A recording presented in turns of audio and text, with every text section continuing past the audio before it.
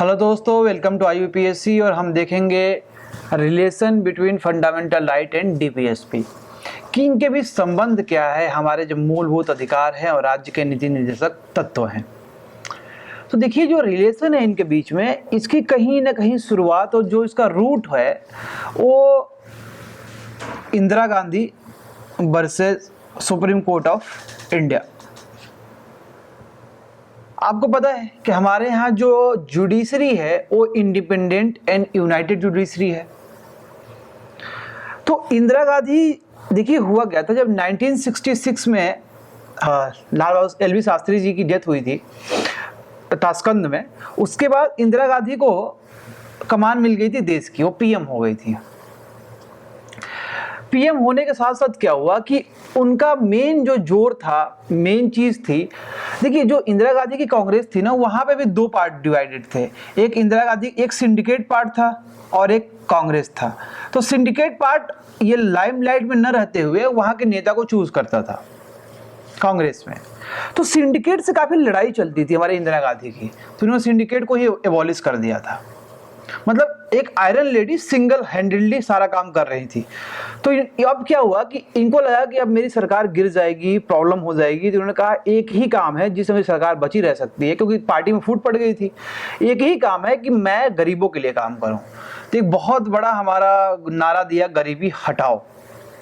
अब गरीबी जब हटाओ, वेलफेयर करना है लोगों का, उसके लिए दो प्रोविजंस थे हमारे DPSP में कि material resource provided to the all section of citizen for their welfare and prevent the concentration of wealth को कहा। ठीक है, अब इसी के चक्कर में क्या होता है कि टसनबाजी चलती थी किसके बीच में, इंदिरा गांधी और सुप्रीम कोर्ट में। उसी in the wake of problem between Indira Gandhi and supreme court there was a 42nd constitutional amendment, emergency and all that, so on and so forth, ये काम आते गए। तो देखिए ये मतलब ये जो टाइम चल रहा था, यहाँ पे राइवलरी किसकी, जुडिशरी वर्सेस लेजिस्लेचर की हमारी राइवल, एक बहुत तगड़ी राइवलरी चल रही थी। उसी की कहानी चलती रहती है टिल केशवानंदन भारती केस तक, जो पहले भी पढ़े हैं। तो देखिए बात ये थी कि fundamental right must be interpreted in the light of DPSP। ऐसा कहीं कॉन्स्टिट्यूशन में नहीं लिखा गया है, ऐसा कुछ भी नहीं है।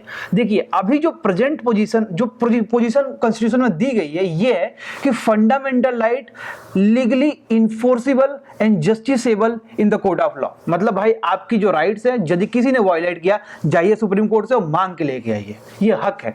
लेकिन directive principle of state policy में आपकी वो जो राइट्स लिखे गए हैं, वो आप ना मांग सकते हैं ना स्टेट आपको दे सकती है। बस उसके लिए पॉलिसी बना सकती है, कोशिश कर सकती है गवर्नमेंट कि इसको जीवित किया जाए, ये कहानी थी।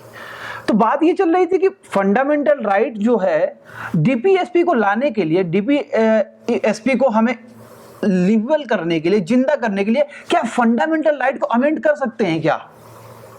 समझ आ रहा है कि DPSP को अपने लाने के लिए, लीगली इसको टिस देने के लिए, इसको टूथ बाइट देने के लिए, इसको जिंदा करने के लिए मैं क्या फंडामेंटल राइट को चेंज कर सकता हूं? कहानी इतनी चल रही थी। तब सुप्रीम कोर्ट का नैरो व्यू आया, पहला view. Supreme court held that directive principle can not be override the fundamental right. क्यों? क्योंकि भाई डायरेक्टिव प्रिंसिपल क्या है, वादा है, और फंडामेंटल राइट क्या है, अधिकार है। अधिकार है हमारा, वादा नहीं है। ये डायरेक्टिव प्रिंसिपल स्टेट पॉलिसी क्या है, वादा है, प्रॉमिस है कि दिया जाएगा आपको। ठीक, तो supreme court held that directive principle can not override fundamental right. कि कौन यहां प्रिवेल करेगा, कौन आगे आएगा, फंडामेंटल राइट सबसे सुप्रीम होगा इस केस में। They shall run subsidiary to the fundamental right in case of any conflict। Fundamental right में, अधिकार और वादा में कोई भी कंफ्लिक्ट हुआ, मतलब फंडामेंटल राइट और DPSP में कोई भी कंफ्लिक्ट हो गया, कौन प्रिवेल करेगा, कौन आगे आएगा, किसकी सुपरमेसी होगी, फंडामेंटल राइट की। कहानी खत्म, यही तो बोला गया कॉन्स्टिट्यूशन में। ठीक है, मतलब means fundamental right shall prevail over the DPSP। मतलब DPSP यहाँ क्या होगा, सब्सिडरी होगा और नीचे रहेगा। चलो, फिर केरला एजुकेशन बिल आया, 1958 का केस आया। उसमें सुप्रीम कोर्ट ने यह कहा कि DPSP can not be over rule the fundamental right. DPSP क्या कर सकती है, फंडामेंटल राइट को ओवर रूल नहीं कर सकती है। Court should adopt principle of harmonisation. Harmony, principle of harmonisation, मतलब कि हार्मनी बनाओ, इनके बीच में एक बैलेंस स्ट्राइक करो। किसके बीच में? फंडामेंटल राइट के बीच में और डीपीएसपी के बीच में एक बैलेंस होना चाहिए ना। अब इसमें क्या था इससे पहले कि fundamental right far far greater than and superior than the DPSP, लेकिन अभी क्या करना, हमें एक बैलेंस स्ट्राइक करना, किसके बीच में? फंडामेंटल राइट के बीच में, डीपीएसपी के बीच में। चलो ठीक है। थ्योरी ऑफ हार्मोनाइजेशन का मतलब ये था टुगेदर, साथ साथ में डीपीएसपी को फंडामेंटल राइट को कंस्टिट्यूट करेंगे ऑन अ इंटीग्रेटेड स्कीम, एक साथ इनको देखा जाएगा of the stability political, social, economical and they are supplemented and complemented to each other. Fundamental right और DPSP are the supplementary and complementary to each other, ये एक दूसरे के पूरक हैं कि फंडामेंटल राइट डीपीएसपी के बिना पूरा नहीं हो सकता और डीपीएसपी फंडामेंटल राइट के बिना पूरा नहीं हो सकता। ये इंटरप्रिटेशन हमारा कोर्ट का आया, किसमें? Theory of harmonisation, Kerala educational bill 1958 case. हमें केवल जानना है क्या क्या हुआ, लास्ट हमारा कंक्लूजन क्या आएगा, ये जानना है हमें। This is mandate of the constitution applied to the legislature, executive और जुडिशरी, मतलब तीनों के लिए अप्लाइड है कि भाई फंडामेंटल राइट और डीपीएसपी के हार्मोनाइजेशन लगाना है, थ्योरी ऑफ हार्मोनाइजेशन। ठीक है। Fundamental right interpreted having regard to the DPSP, मतलब कि जो भी आप इंटरप्रेट करेंगे फंडामेंटल राइट को, उसका रिगार्ड आपको किसका लेना पड़ेगा? डीपीएसपी का। आपको डीपीएसपी को शामिल करना पड़ेगा, एक व्यू रखना पड़ेगा डीपीएसपी की तरफ। ये नहीं कि कॉन्स्टिट्यूशन में बोला गया कि ये legally not enforceable in the court of law and non justiciable in the court of law, इसका मतलब ये नहीं है कि डीपीएसपी का कोई मतलब नहीं है। अरे वादा है तो वादा है ना भाई, वादा है तो निभाना तो है, इसलिए कहाँ रखना है? यहाँ पे माइंड में रखना है। वही है fundamental right interpreted having regard to the DPSP. If harmonization is not possible, if harmonization between fundamental right and DPSP is not possible, court should have no choice and prefer fundamental right over DPSP. यदि harmonisation जहां तक हो सकता है करेंगे, और यदि नहीं हो सकता है हार्मोनाइजेशन, तो हमें संविधान ने क्या बोला है कि भाई आप किसको बचाओ? फंडामेंटल राइट को, डीपीएसपी को जाने दो। मतलब कौन प्रिवेल कर जाएगा? Fundamental right over the DPSP. मतलब फेयर इनफ, फेयर बात करी है ना कि यार जस्टिकेबल है, इन्फोर्सिबल है, तो क्या कर लो आप कि फंडामेंटल राइट को आप क्या कर दो? डीपीएसपी पे प्रिवेल कर दो, लेकिन जहां तक हार्मोनाइज हो सके वहां तक साथ में चलाओ इनको। ठीक, मतलब कि ये किसका अपर हैंड है? किसका अपर हैंड चल रहा है अभी तक? फंडामेंटल राइट का ना, फंडामेंटल राइट का अपर हैंड चल रहा है। चलो, सुप्रीम कोर्ट ने इसी बात पर कि जो यदि हम हार्मोनाइज नहीं कर पाएंगे तो भाई हम क्या करेंगे कि जो प्रोविजन हमने बनाए उनको क्या कर देंगे? स्टेप डाउन कर देंगे। तो जो हमारा सुप्रीम कोर्ट ने हेल्ड किया कि bank nationalisation act 1971 and privy purse abolition act 1971 को उन्होंने अनकॉन्स्टिट्यूशनल एंड वाइड बोल दिया था। देखिए, जो बैंक का नेशनलाइजेशन 1971 में हुआ था, क्यों हुआ था बैंक का नेशनलाइजेशन 1971 में? ताकि फाइनेंशियल इंक्लूजन कर सके, लोगों को लोन दिया जा सके, गवर्नमेंट अपने बैंक से उनको, किसानों को लोन दे दे। क्यों? मुद्दा क्या चल रहा था? गरीबी हटाओ। क्या चल रहा था मुद्दा? गरीबी हटाओ। किसके, कौन कौन यहाँ पर रूल कर रहा था? इंदिरा गांधी। अब देखिए, जैसे इन्होंने बोला कि नेशनलाइजेशन जो बैंक था 1971 में, इसको स्टेप डाउन कर दिया। प्रिवी पर्स क्या था? प्रिवी पर्स ये था कि जो लोग राजा महाराजा थे 1947 के पहले, ठीक है, उन्होंने उनकी कुछ प्राइवेट संपत्ति थी, उस पर क्या कर सकते थे? वो अपना कब्जा रख सकते थे, और प्लस कुछ उनको कंपनसेशन दिया जाता था। वो क्या था? प्रिवी पर्स था, कंपनसेशन के फॉर्म में। उसको एबॉलिश कर दिया, भाई कोई कंपनसेशन नहीं मिलना तुमको, ठीक ना। इसलिए क्या हो गया? अनकॉन्स्टिट्यूशनल एंड वाइड हो गया। अब देखिए स्टेट, अब देखिए भाई जी, ये किसने दिया? ये सुप्रीम कोर्ट ने अपना खेल खेला, सुप्रीम कोर्ट खेला गेम। अब किसकी बात रह गई? किसके पाले में आई? इंदिरा गांधी के।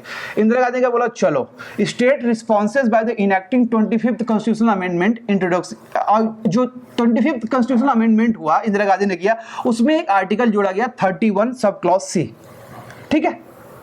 State can enact any law to give enforce to the 39 sub clause B and 39 sub clause सी। क्या है ये दोनों? डीपीएसपी के पार्ट हैं। In process violating the right to education, right to equality, article 14, 19 और 31। मतलब क्या था? सीधा सीधा हमारी बात थी, तीसरा ही पढ़ के बताते हैं। Article 31 sub clause C can not challenge in the court of law. देख रहे हैं आप, इंदिरा गांधी सुप्रीम कोर्ट में जो टसन चल रही है, जो राइवलरी चल रही है, उसकी बात यहाँ पे हो रही है कि भाई देखो, स्टेट पहली बात है 25th कॉन्स्टिट्यूशनल अमेंडमेंट इनेक्ट करेगा, जिसमें एक आर्टिकल को इंट्रोड्यूस करेगा। कौन सा? 31 सब क्लॉज सी। और मेनली देखो, जो ये जो हमारा है ना 39 article 39 sub clause B and 39 article sub clause C, इसको हमें जीवित करना था, इसको हमें बनाना था। क्या है ये? मटेरियल रिसोर्स प्रोवाइड और prevent the concentration of wealth.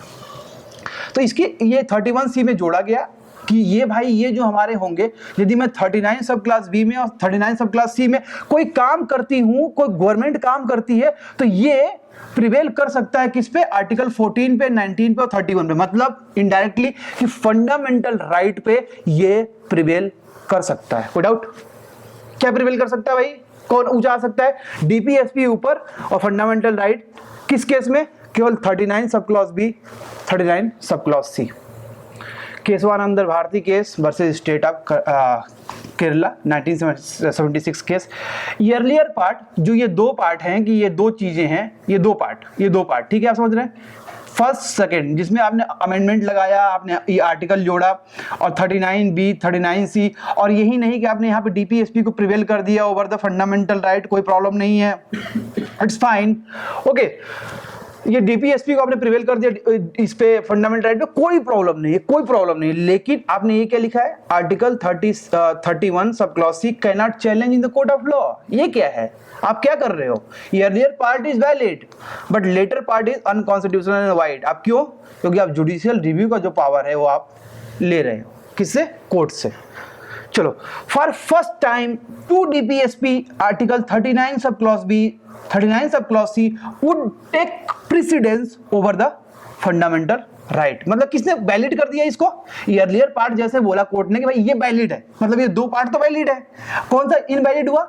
Third वाला पार्ट। मतलब कि ये चीज हो सकता है कि article 39 sub clause B and article 39 sub clause सी ये डोमिनेट करेंगे, प्रेसिडेंस होंगे, अपर हैंड होगा ओवर द फंडामेंटल राइट्स। और है क्या? बहुत अच्छी चीज है, मटेरियल रिसोर्स प्रोवाइड करना है गरीबों के लिए, और हमें वेल्थ को क्या करना है भाई? प्रिवेंट करना है। हमें कैपिटलिस्ट कंट्री तो है नहीं, कंसंट्रेशन ऑफ वेल्थ को हमें प्रिवेंट करना है। बढ़िया। पार्लियामेंट ने फिर अमेंड किया 31 सब क्लॉज सी को, गिव इन फोर्स, फिर इन्होंने 42nd अमेंडमेंट एक्ट लेके आया, जब ये करा इन्होंने 31 सब क्लॉज सी को अमेंड करने के बाद 42nd अमेंडमेंट एक्ट आया। DPSP over the fundamental right violets shall not declare unconstitutional and wide. 42nd constitutional amendment में ये बोला गया भाई कोई भी यदि डीपीएसपी को हम इन्फोर्स कर रहे हैं और वायलेट करता है फंडामेंटल राइट को, तो क्या होगा? ये कोई अनकॉन्स्टिट्यूशनल वाइड नहीं होगा। फिर आया Minerva mill case versus union of India 1980 कि change in the 42nd amendment, constitutional amendment in the article 37 as unconstitutional and void, कि जो ये बात कही थी इन्होंने 31 सब क्लॉज सी में जो चेंज हुए थे, इसको क्या कहा? ये अनकॉन्स्टिट्यूशनल एंड वाइड है। सब कुछ कहानी चलती रहेगी, आपको मेन रिजल्ट याद रखना है।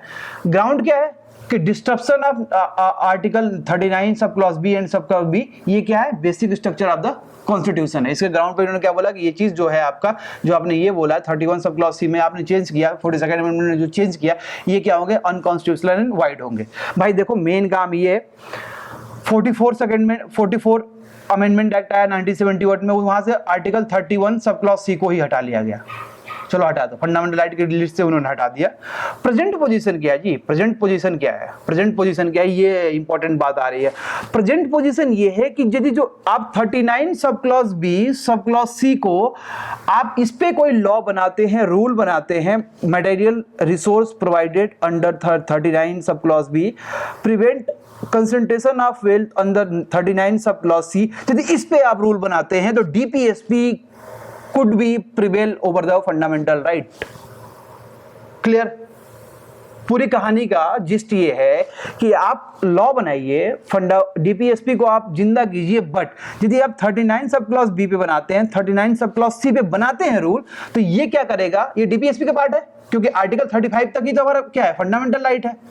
और 35 के बाद जो भी राइट शुरू होंगे टिल 51 तक, टिल कब तक? 51 तक क्या रहेगा? डीपीएसपी रहेगा। तो 39 है किसके अंदर आएगा? डीपीएसपी के अंदर आएगा। तो इन पे यदि आप रूल बनाते हैं तो डीपीएसपी का जो पार्ट है ये प्रिवेल कर जाएगा, प्रेसिडेंस कर जाएगा। डीपीएसपी का पार्ट अपर होगा, अपर हैंड होगा, किसके कंपैरिजन में? फंडामेंटल राइट के कंपैरिजन में। ओनली दो हमारे प्रोविजन है, 39 sub clause B, 39 sub clause ये प्रोविजन कितनी अच्छी है, मटेरियल रिसोर्स को प्रोवाइड करना, भाई पैसा देना है गरीबों को, क्या दिक्कत है आपको, कंसंट्रेशन ऑफ वेल्थ, पैसा एक्यूमुलेट नहीं होने देना, कितनी अच्छी प्रोविजंस है, कोई दिक्कत तो है नहीं। तो इसको कोर्ट ने बोला बढ़िया, और यही अभी तक चलता हमारा यहाँ पे आ रहा है।